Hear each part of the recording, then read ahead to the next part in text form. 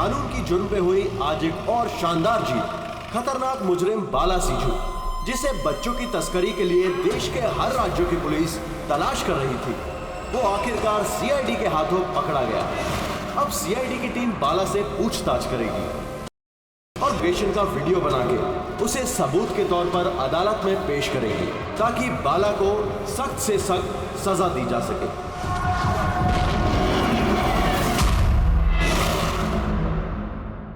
एक कप चाय ही मिलेगी?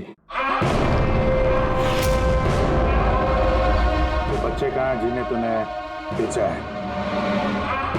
मैंने किसी बच्चे को नहीं बेचा। बच्चे देश में है या विदेश में? मेरी चाय कहाँ है एसीपी साहब? देश में या विदेश में? बाला, उन बच्चों को सही सलामत उनके माँ बाप तक पहुंचाने की कसम खाई है हमने। अगर उनको कुछ हुआ ना, तो तेरे साथ वो करेंगे जो तू सपने में भी सोच नहीं सकता।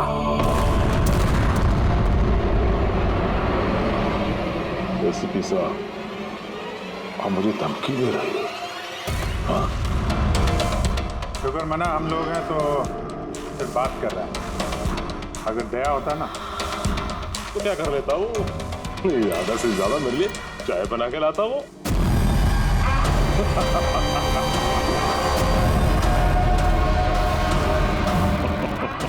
जगह। अरे मैडम जी, आप ही मेरे लिए चाय बना के ले। वैसे भी औरतों का काम रसोई घर में होता है, इस सीआईडी में कहाँ कर रहे हो आप? तेरी तो और अगर मुझे मैडम जी के हाथ की चाय अच्छी लगी, हाँ, तो मैं इनसे शादी करने के बारे में भी सोच सकता हूँ। वकील साहब, ये हद से ज्यादा बढ़ रहा है। क्यों? तुझे इतनी प्रॉब्लम क्यों हो रही है भाई?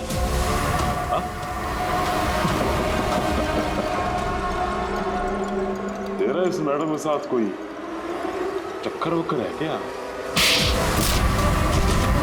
ये आपने क्या किया? मेरे क्लाइंट पे हाथ उठाया आपने?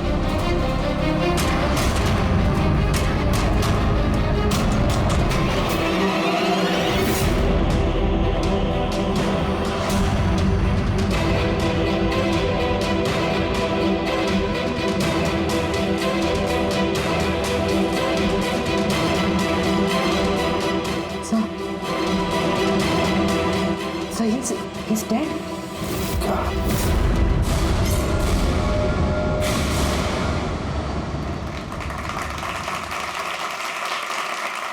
Good evening ladies and gentleman and welcome to सवाल जवाब।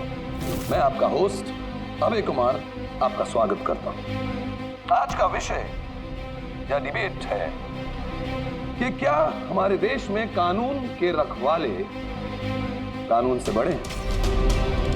आप सब लोग ने हाल ही में इस केस के बारे में सुना होगा, जहां सीआईडी के सीनियर इंस्पेक्टर मिस्टर अभिजीत पर बाला नामक एक क्रिमिनल की मौत का इल्जाम लगाया गया। इसलिए आज हमारे साथ मौजूद है खुद senior inspector Abhijeet from the CID bureau, उनके साथ ही ACP Pradyuman ji, welcome sir, और senior inspector Daya CID bureau से। हमारे पैनलिस्ट हैं ex army officer mister Ranveer, ex IB officer Sanjeet ji और एक्स जज मिस मंदिरा, और साथ ही हैं क्राइम के सीनियर एडिटर मदन कुमार जी, और साथ में मौजूद हैं और सीनियर जर्नलिस्ट और ह्यूमन राइट एक्टिविस्ट। तो मैं शुरू करना चाहूंगा ह्यूमन राइट एक्टिविस्ट से। कहिए, इस केस के बारे में आपका क्या कहना है? इनके जैसे ऑफिसर्स की वजह से ही कानून का नाम खराब हो रहा है इस देश में। बिल्कुल ठीक। हाथ में गन या ताकत क्या आ जाती है, इन्हें लगता है कि अपने मनमर्जी करेंगे और मानव अधिकार की धज्जियां उड़ा देते हैं इन जैसे कानून के रखवाले। हाँ, मैं तो कहता हूँ कि इन पुलिस वालों से गन ही वापस ले लेनी चाहिए। गन चलाने की नैतिकता क्या होती है इन लोगों को समझ में नहीं आती। जी, मैं तो ये कहूंगा कि ये लोग सिर्फ राई का पहाड़ बना रहे हैं। बाला सीआईडी वालों के साथ बदतमीजी कर रहा था। अब ऐसे में अगर हाथ उठ भी गया तो इसका मतलब ये तो नहीं है ना कि अभिजीत पर खूनी बनने का ठप्पा ही लगा दें आप लोग। और किसी मुजरिम से होता गलती से एक खून तो क्या आप उसे छोड़ देते हैं, या फिर कोई आम इंसान से? नहीं ना। तो फिर जो नियम आम इंसान पे लागू होता है वो इन सीआईडी वाले पे क्यों ना हो? मिस मंदिर, आप कब से चुप बैठी हैं? इस विषय के बारे में आप क्या कहना चाहेंगे? अभी जी मैं चुप इसलिए हूँ क्योंकि जिस सीआईडी टीम की बहादुरी की मिसालें लोग देते हैं उनको आज यहाँ अपमान करना ठीक है क्या? देखिए, मेरे हिसाब से इस बहस का कोई अंत नहीं है कि अभिजीत सही है या गलत। ये सब अपने अपने नजरिए पे डिपेंड करता है। अब मैं बात करना चाहूंगा एसीपी प्रद्युमन जी से, जिनका लंबा करियर जो देश के प्रति जिम्मेदारी और फर्ज से भरा हुआ है। इस केस में आप किसका साथ देंगे, सीआईडी के अभिजीत जी का या फिर कानून का? देखिए, आज तक मैं हमेशा कानून का साथ देता आया और आगे साथ देता रहूंगा।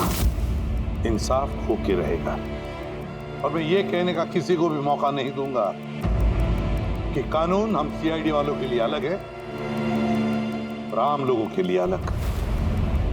जब तक इंक्वायरी कमीशन का डिसीजन नहीं आता तब तक सीनियर इंस्पेक्टर अभिजीत सीआईडी की ड्यूटी से सस्पेंड रहेंगे।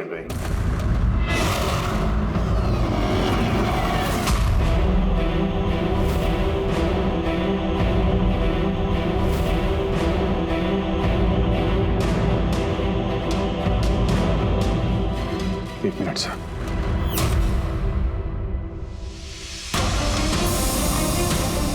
तो मेरे बारे में लोग क्या कहते हैं इससे मुझे कुछ फर्क नहीं पड़ता।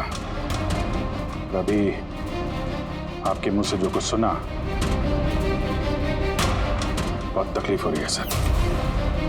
जो कुछ हुआ आपके सामने हुआ, आप वहीं पे मौजूद थे। अपने दिल पे हाथ रख के कहिए सर कि मैंने जानबूझ के उस आदमी को मारा है। और अगर आपका जवाब हाँ है तो मैं बिना किसी अदालत के फैसले के खुद फांसी के फंदे के सामने जाके खड़ा हो जाऊंगा। अभिजीत, रिलैक्स। नहीं यार दया, बस अच्छा मजाक बना रखा है। हर कुछ महीनों में कुछ लोग हमारे ऊपर इल्जाम लगाते हैं और सर हमारा साथ देने के बजाय हमें सस्पेंड कर देते हैं। और आप लोग बड़ी बड़ी बातें कर रहे थे मानव अधिकार की। क्या कह रहे थे आप? हमारे हाथों से गन ले लेनी चाहिए। अगर आज आप लोग अपने घरों में सुरक्षित तरीके से होली दिवाली मना रहे हैं वो इसलिए कि हमारे हाथों में गन्स हैं। हम लोग रात भर जागते हैं ताकि आप लोग चैन की नींद सो सकें।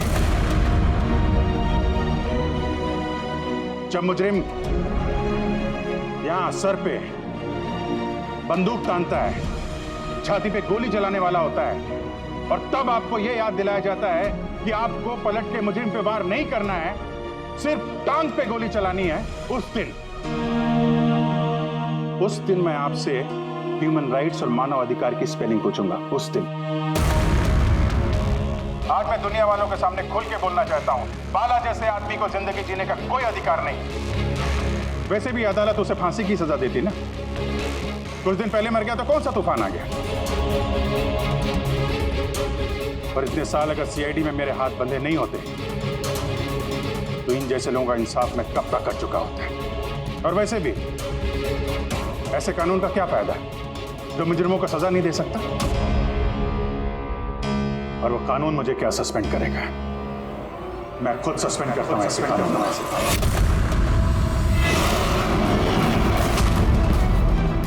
दिल में जज्बा और जेब में इस्तीफा लेकर हमेशा घूमता हूं मैं।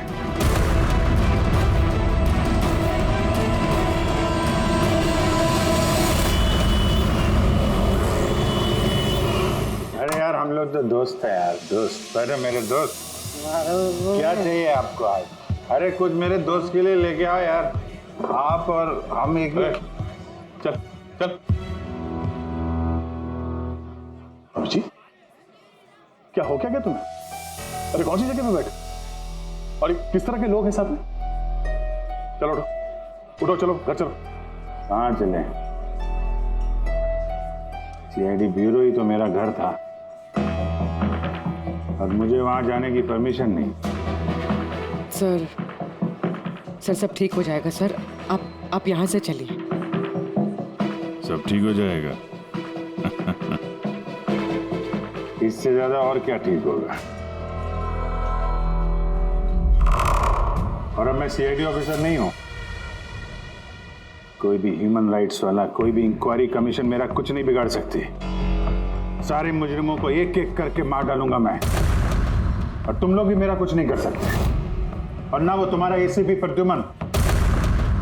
जाओ उसके पास जाओ तुम लोग, मुझे तुम लोगों की शक्ल नहीं देखनी। जाओ। अभिजीत, तुम होश में भी हो? तुम्हें पता है तुम क्या बोल रहे हो? अरे छोड़ो यार, ये दोस्ती दिखानी थी ना तो उस दिन दिखानी चाहिए। आज ही अपनेपन का ढोंग करने की कोई जरूरत नहीं है। क्या बोला तुमने?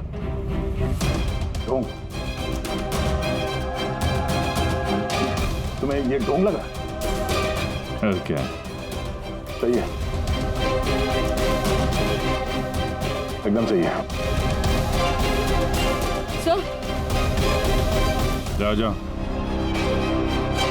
तुम भी निकलो।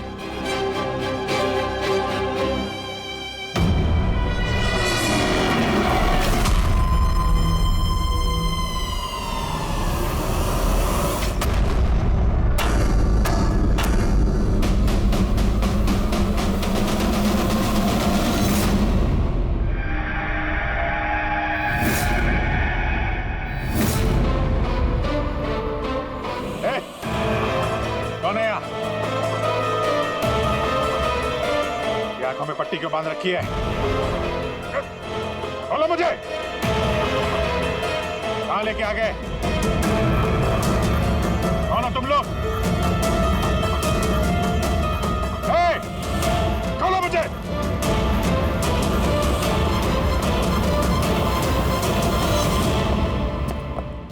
कौन हो तुम लोग? पट्टी खोलो।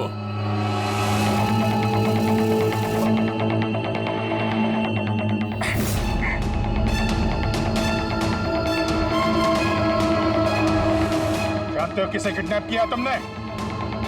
एक सीआईडी अभिजीत, अब तुम एक सीआईडी ऑफिसर नहीं रहे। सीनियर इंस्पेक्टर अभिजीत सीआईडी की ड्यूटी से सस्पेंड रहेंगे। डरो मत, तुम्हें हमसे कोई खतरा नहीं। हमें अपना दोस्त समझो। दोस्त? आखिर हो कौन तुम लोग? सब पता चल जाएगा अभिजीत कि हम कौन हैं और तुमसे चाहते क्या हैं। वहां अंधेरे में छुप के क्यों खड़े हो? हिम्मत है तो सामने आओ। हम अंधेरे में इसलिए हैं क्योंकि ये देश और समाज रोशनी में हमें हमारा काम करने नहीं देता। क्या मतलब? हम भी तुम्हारी तरह कानून के रखवाले हैं, लेकिन तुम कानून के दायरे में रह के काम करते हो और हम उसके बाहर।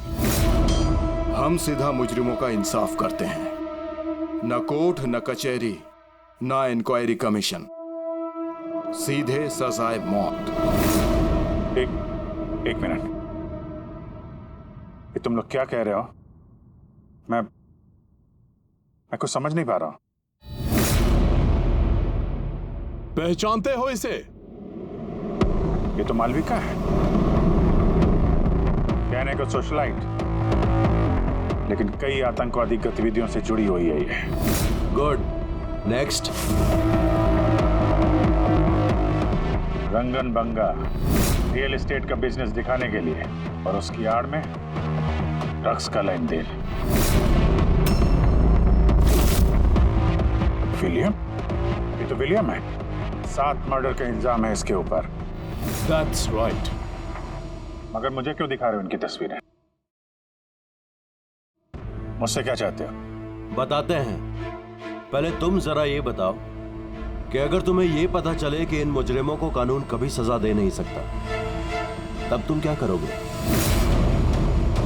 अगर इनको कभी सजा नहीं मिल पाई तो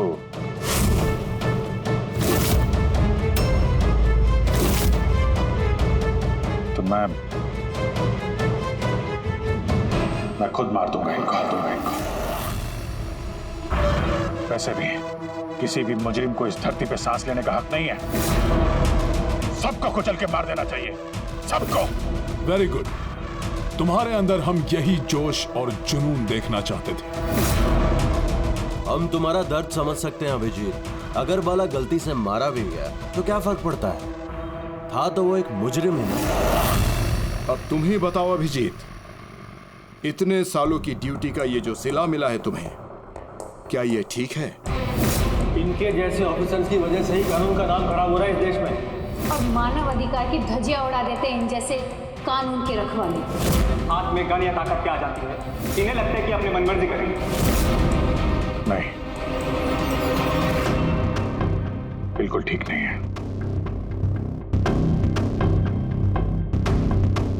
सिर्फ मैं ही जानता हूं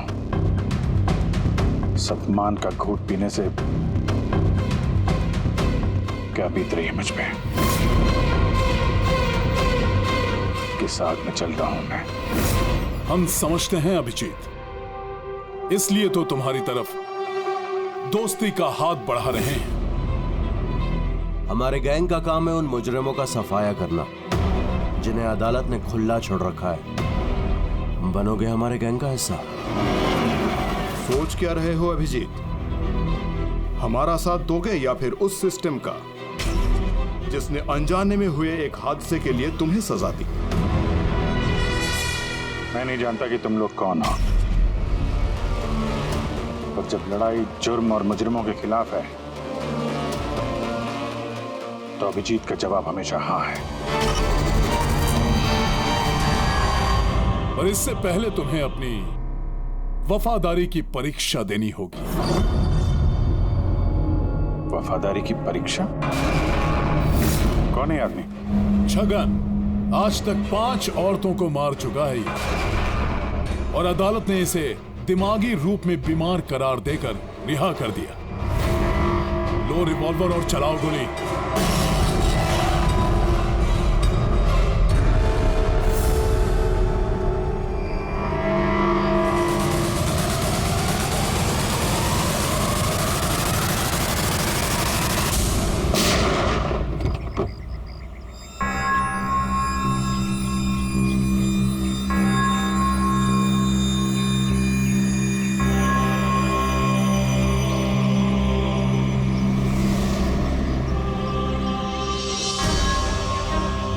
हमारी फ़ोन का इंतज़ार कीजिएगा।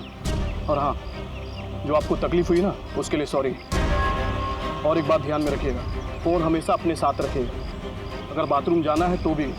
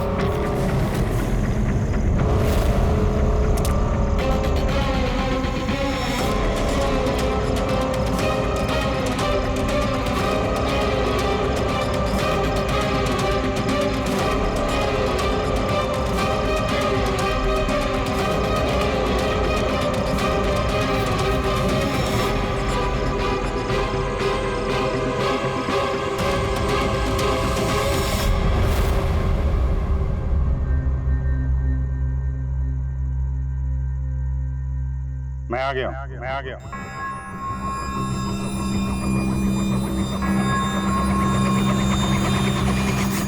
हमारा अंदाजा सही निकला। मतलब जो कहानी हमने फैलाई थी वो मान लिया उन लोगों ने, और चारा ही क्या था।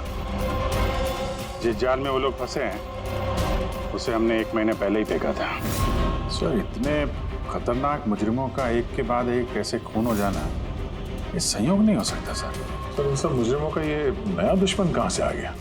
आ गया या आ गए, इन पांचों का कोई एक ही दुश्मन होना जरा मुश्किल लगता है। पर सर, अलग अलग दुश्मन है तो फिर सबने एक साथ हमला कैसे किया? पूरी लोग अलग अलग हो सकते हैं, लेकिन गैंग एक ही है, मकसद भी एक ही, बुरे लोगों का खात्मा करना। लेकिन कानून को अपने हाथ में लेकर अलग अलग शहरों पे अलग अलग टाइम पे खून करना, इतनी लंबी प्लानिंग किसी एक आदमी के बस की बात तो नहीं है। बिल्कुल ठीक कह रहे हो अभिजीत। लगता है कुछ मिल गया तुझे, हैं? हाँ बस। क्या? बस इसमें कोई एक खूनी नहीं है, क्योंकि अधिकतर हर एक खूनी का खून करने का अपना एक खास पसंदीदा तरीका होता है, लेकिन यहाँ पर ऐसा नहीं है। ये देखो, इसे गोली मारी गई है, गोली बहुत दूर से मारी गई है, लेकिन गोली सीधी जाकर के दिल में लगी है, 1 इंच भी इधर उधर नहीं। दूसरा, इसे मार्शल आर्ट के किसी एक खास मूव से मारा गया है, बहुत ही खतरनाक, एक झटके में चित। और ये तीसरा मर्डर? ये तीसरा, इसे जहर से मारा गया, एक खास नुकीली चीज से जहर इंजेक्ट किया गया है सीधा आर्टरी, जहर तुरंत खून में मिल गया और ये खत्म। तो तीसरा मर्डर भी किसी एक्सपर्ट ने किया है सर? हाँ, ये पहला शार्प शूटर, दूसरा मार्शियल एक्सपर्ट, और तीसरा खास तरीके से जहर का इंजेक्शन देने वाला। ये जो भी है, इन्होंने अलग अलग तरीके से जान लेने की ट्रेनिंग पाई है, जैसे कोई स्पेशल एजेंट। और शायद इस गैंग में इस तरह की सोच रखने वाले और भी लोग शामिल होंगे जो समाज से मुजरिमों को मिटाना चाहते हैं। सर, अगर ये लोग इतने एक्सपर्ट हैं तो ना ही कोई सुराग छोड़ेंगे, ना ही कोई पहचान। इन तक पहुंचेंगे कैसे? लोहा लोहे को काटता है पूर्वी, इन लोगों के गैंग तक पहुंचने का एक तरीका है, बाला की मौत का नाटक। सब कुछ प्लान के मुताबिक चल रहा था सर। फिर उन्होंने मुझे एक आदमी के ऊपर गन तान के ट्रिगर दबाने को कहा। और तुमने ट्रिगर दबा दिया? Yes sir. तुमने ट्रिगर दबा दिया? Yes sir. क्या मतलब है ये सब? हाँ? कहा था ना हमने, तुम्हारी परीक्षा ली जाएगी ये देखने के लिए कि तुम इस काम को अंजाम दे सकते हो या नहीं। मुझे किसे मारना? एक ऐसा इंसान जो इंसान कहलाने के लायक भी नहीं है, देश के उत्तरी राज्यों में ड्रग्स का धंधा करता है और न जाने इसकी वजह से कितने नौजवान अपनी जिंदगी बर्बाद कर चुके हैं। उसका नाम? अपने आप को बहुत बड़ा बिजनेसमैन समझता है, लेकिन ड्रग डीलिंग ही उसका असली काम है। एक बार वो शहर में वापस आ जाए, बस उसके बाद उसका काम तमाम। नाम? नाम में क्या रखा है? गोली मारने के ठीक 1 घंटा पहले तुम्हें बता दिया जाएगा कि कब और कहां गोली चलानी है। ट्रिगर कैसे दबा दिया? उसे कुछ हो जाता तो, मारा जाता तो? नहीं दया, कुछ नहीं होता। वो गन के वजन से मैंने अंदाजा लगा दिया था, अंदर कुछ गोलियां वोलियां थी नहीं। अभिजीत, अब उनके रंग में इस कदर रंग जाओ कि रत्ती भर तक शक ना करे वो लोग। यही एक तरीका है उन तक पहुंचने का। लेकिन इसके पहले वो कुछ बड़ा अंजाम करें। अगर हम उनके अड्डे तक पहुंच जाएं और उन्हें वहां गिरफ्तार कर लें तो? अगर उनके अड्डे तक पहुंचेंगे कैसे? तुम्हारे आंखों पे तो पट्टी बांध रखी थी। पट्टी बंधी थी दया, लेकिन उनके अड्डे से घर पहुंचने तक मैंने रास्ते को अच्छी तरीके से महसूस किया है, और जो कुछ मुझे लगा मैंने इस पेन ड्राइव पर रिकॉर्ड किया है। ये मेरे कपड़े हैं, जूते हैं, इनसे भी शायद कुछ मदद मिले उनके अड्डे तक पहुंचने के लिए। सर, जो भी करना है जल्दी करना होगा। कभी भी मुझे वो फोन आ सकता है ड्रग डीलर को मारने के लिए, और मैं नहीं चाहता कि ऐसा कोई काम करूं जिसकी इजाजत मुझे देश का कानून नहीं देता। जब तक कानून नहीं कहे हम किसी की जान नहीं ले सकते, फिर वो चाहे मुजरिम ही क्यों ना हो।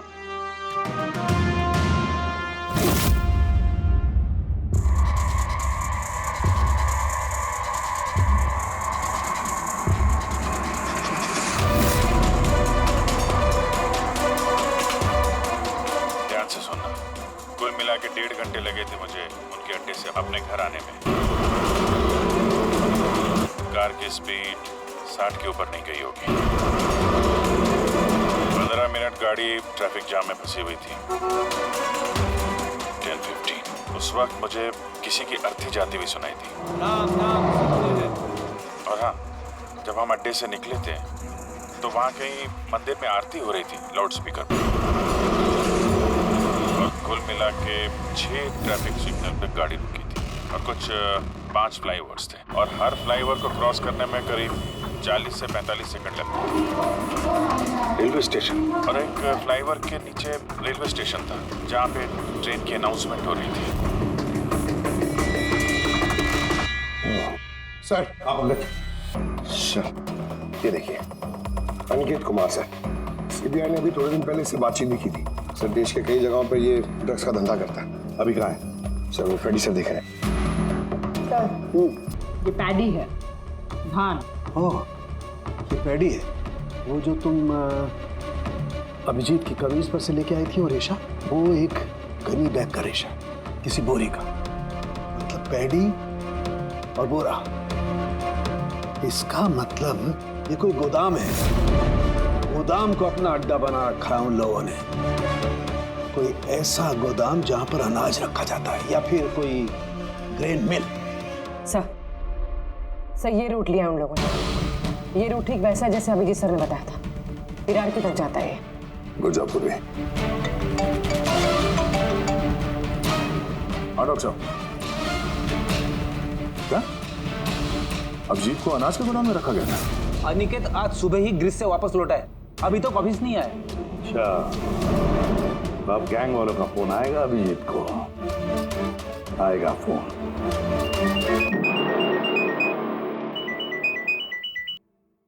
हेलो, आपके लिए एक खुशखबरी है अभिजीत सर। जिस घड़ी का आपको इंतजार था वो आ गई है। आज आपके शुभ हाथों से एक मुजरिम को सजा मिलेगी। ठीक 1.5 घंटे के बाद एक काले रंग की गाड़ी आएगी आपके पास और बता देगी कि आपको किस पे और कहां गोली चलानी है। मगर राइफल कौन सी है?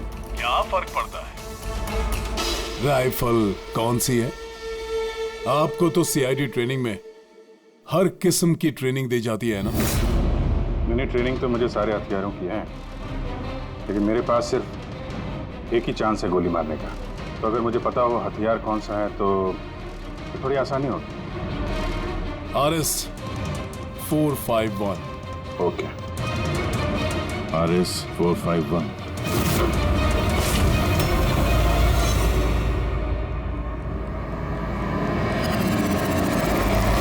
ये क्या कह रहे हैं आप? मेरी जान को खतरा है? फिर तो मैं कहीं जाऊंगा ही नहीं, घर के अंदर ही छुप के बैठूंगा मैं। सारी मीटिंग्स कैंसिल।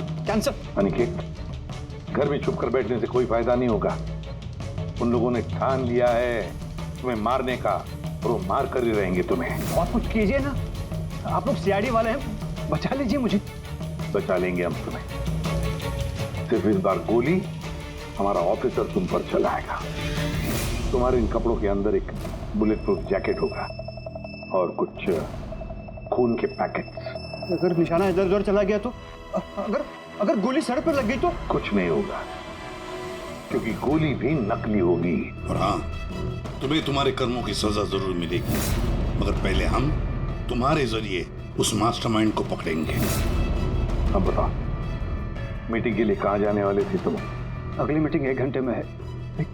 एक मॉल के बाहर एक प्रोडक्ट लॉन्च है। मॉल के बाहर? हेलो, मुझे लगता है मिशन कैंसिल करना पड़ेगा। मगर क्यों? बाला जिंदा है।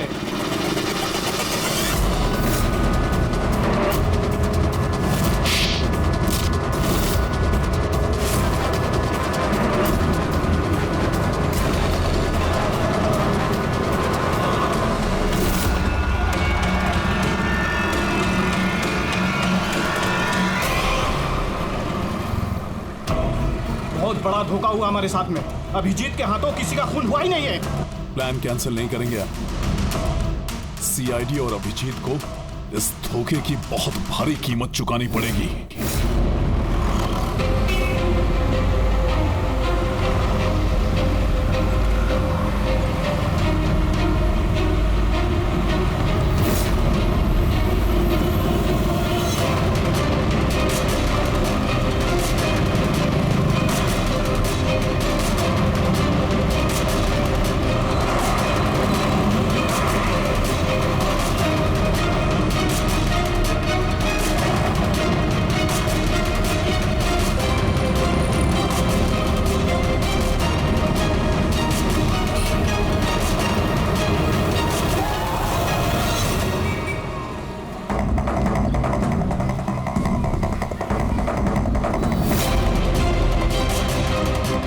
पे वो आदमी आने वाला है। पर वो आदमी आया कौन? सब्र रख, पता चल जाएगा। चल तुझे वो जगह दिखाता जहाँ से तुझे गोली चलानी है उस पर।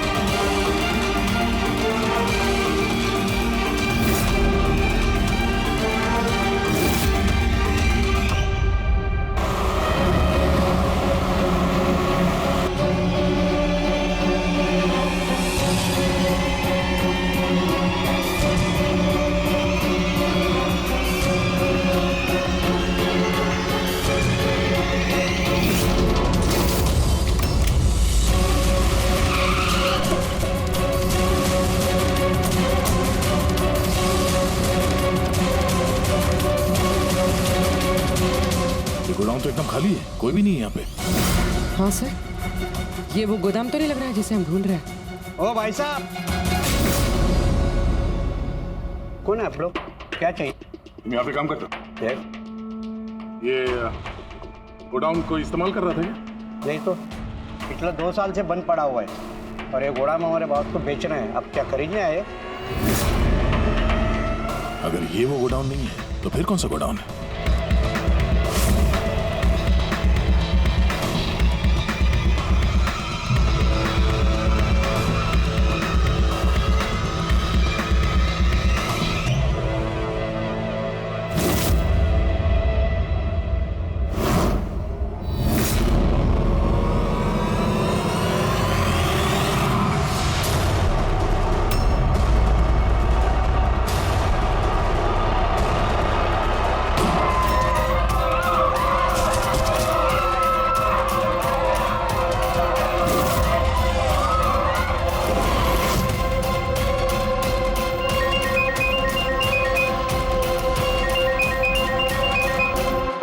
मुबारक हो अभिजीत, तेरी कामयाबी के लिए।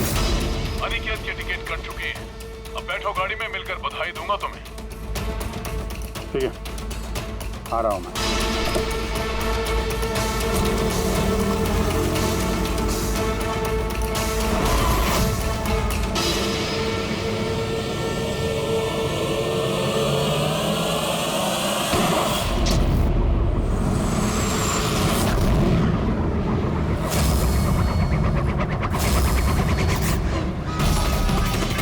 पंकज, पूरा छोड़ना नहीं। Oh no sir. क्या हुआ? सर मुझसे एक गलती हो गई। वो तिलक नगर वाला गोदाम में सो गए। सर ये देखिए सर, वहाँ पर भी मंदिर है, स्मशान है, फ्लाईओवर है और रेलवे ट्रैक है। कहीं ये वही गोडाउन तो नहीं है? कितनी दूर है यहाँ से? सर ट्रैफिक है तो 40-45 मिनट लगेगा। सर मुझे को पता था हमारे प्लान का। अभिजीत सर नकली गोली चलाने वाले थे। अभिजीत की जान को खतरा है, दया को फोन करना होगा। दया, देखो अनिकेत पर किसने गोली चलाई है, असली गोली। हाँ, अभिजीत की जान को खतरा है। उनके अड्डे का पता चल गया? नहीं सर, ढूंढ रहा हूँ। जल्दी जल्दी दया, टाइम नहीं है हमारे पास।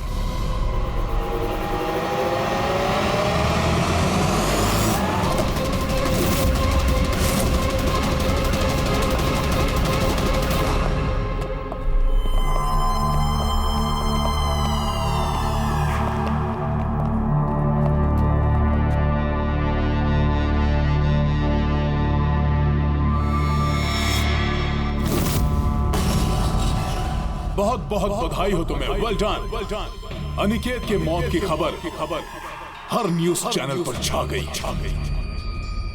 और अब तुमने हमारा विश्वास जीत लिया है। इसलिए अब हम अंधेरे से रोशनी में आकर तुमसे अपनी पहचान करवाएंगे।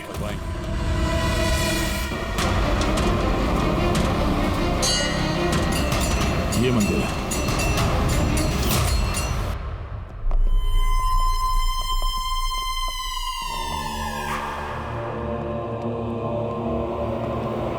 हमारे पैनलिस्ट हैं एक्स आईबी ऑफिसर संजीत जी,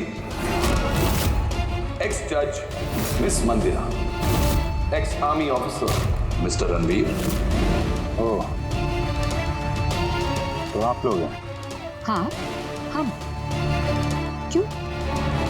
हैरानी हुई हमें देखकर? भूल गए उस दिन जब सिर्फ मैंने तुम्हारा समर्थन किया था?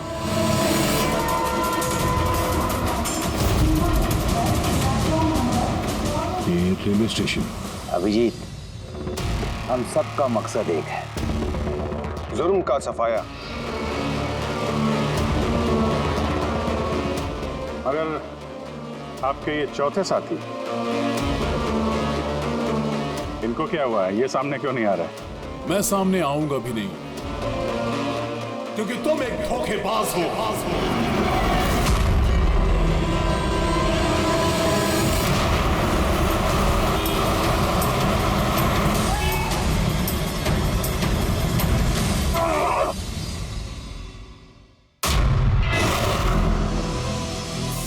बाला जिंदा है? हाँ, ये जिंदा है, क्योंकि ये सब सीआईडी की सोची समझी चाल थी हमें फंसाने के लिए।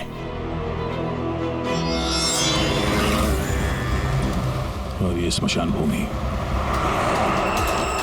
और अनिकेत? वो भी जिंदा होगा। जरूर इस अभिजीत ने उसे नकली गोली मारी होगी। अभिजीत, इस धोखे की सजा सिर्फ मौत है, सिर्फ मौत। तुम और बाला दोनों मरोगे, दोनों। और तुझे हम नहीं मारेंगे, तुझे ये मारेगा। मैं क्यों? क्योंकि एक ईमानदार और बहादुर ऑफिसर को मारना हमारे ईमान के खिलाफ है। चल, तू मार, नहीं तो हम तुम्हें मारेंगे। वो तो आप वैसे भी मार दोगे। नहीं, हम तुम्हें एक और मौका देंगे। चलाओ गोली।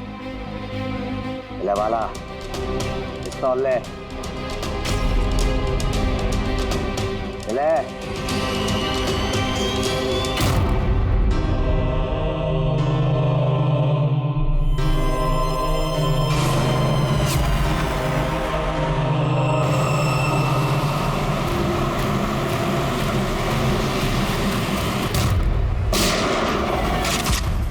कोई नहीं भागेगा। चल। मैं आपका होस्ट अभय कुमार। हम लोगों ने जो कुछ भी किया उसका हमें बिल्कुल अफसोस नहीं। हम लोग भी देश के लिए कुछ करना चाहते थे, जैसे आप लोग करना चाहते हो। देश के लिए कुछ कर गुजरना बड़ी अच्छी बात है, पर जो रास्ता तुम लोगों ने अपनाया ना, वो गलत है, कानून के खिलाफ है। तो कानून कौन सा 100% परफेक्ट है? ये वही कानून है जिसके चलते इतने सारे मुजरिम समाज में आजाद घूम रहे हैं। उस अनिकेत को भी आपने बचा लिया ना? हाँ, अनिकेत को हमने बचा लिया, सिर्फ गोलियों से, कानून से नहीं, समझे? रही बात परफेक्शन की, तो 100% परफेक्ट कुछ भी नहीं होता है, उसे बनाना पड़ता है। आप लोगों का तरीका क्या परफेक्ट है? क्या गारंटी है इस बात की कि अपनी सनक के चलते तुम लोगों ने सिर्फ गुनहगारों को ही मारा है, किसी निर्दोष को नहीं? अब उसी अदालत के सामने जाकर अपनी शिकायत पेश करना, उस अदालत से जिससे तुम इतने परेशान हो। अब वही अदालत तुम्हारा इंसाफ भी करेगी। अब पता चलेगा तुम लोगों को कि अपने देश के कानून की मर्यादा का एहसास क्या होता है। केस बड़ा ही पेचीदा था सर। हाँ, तो मुजरिम भी तो पकड़े गए और एक केस खत्म। चलो भाई, घर नहीं जाना क्या? मगर अभी एक अपराधी को पकड़ना बाकी है। क्यों दया? Hello CID. कौन है आप लोग? क्या चाहिए? मैं विक्रांत हूँ, क्राइम टीम से। हमें यहाँ की तलाशी लेनी है। ये सर्च वारंट है।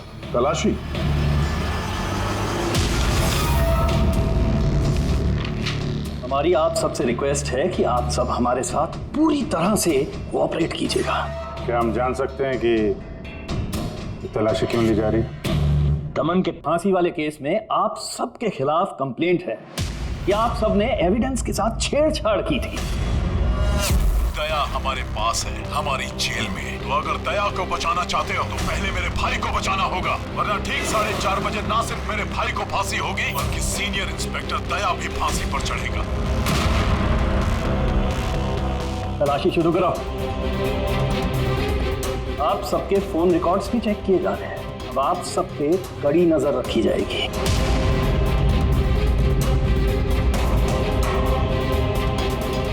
और हाँ, आप सबके साथ अकेले अकेले सवाल जवाब भी किए जाएंगे।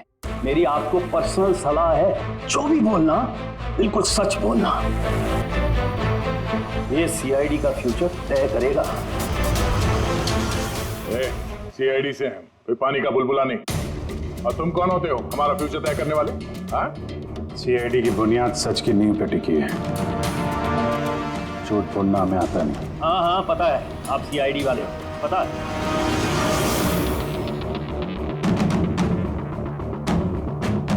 लेकिन आप जो भी हो, कानून से ऊपर नहीं हो। और अब वक्त आ गया है कि आपको कानून की याद दिलाई जाए। क्या पता है हमें, हम कानून से ऊपर नहीं, पर हम कानून के रखवाले हैं। कानून के रखवाले हम सीआईडी वाले, और हम गर्व से कहते कि हम सीआईडी वाले हैं। और हमारे खून का एक एक कतरा सीआईडी को और इस देश को समर्पित है।